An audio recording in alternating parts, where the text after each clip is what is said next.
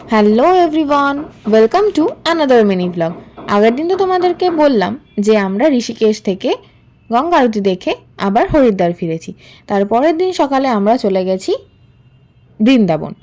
এই ধামটায় আমরা বৃন্দাবনে 2 দিন ছিলাম। এই ধামটা এত অপূর্ব সুন্দর, তার সাথে একটা লক্ষ্মীনারায়ণের মন্দিরও আছে।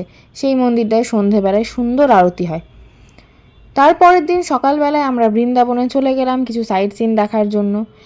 আশেপাশে যে পুরনো মেন মন্দিরগুলো আছে সেইগুলো আমরা দেখতে চলে গেছিলাম। আমাদের দলের যে 22 জন মেম্বার ছিল তারা সবাই মিলে হাঁটতে হাঁটতে এই মন্দিরগুলো আমরা দেখতে চলে গেছিলাম।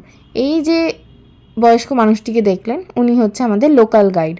আর এখানে সবাই দল বেঁধে বেঁধে কীর্তন করতে করতে খালি পায়ে ভ্রমণে বেরিয়েছে।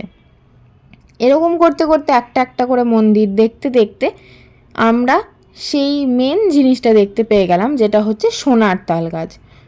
এটাই হচ্ছে সেই সোনার তাল গাছ। সবাই বলে এটা নাকি আসল সোনা দিয়ে তৈরি। নিধুবন কুঞ্জবন সব দেখে সবশেষে যমুনার ধারে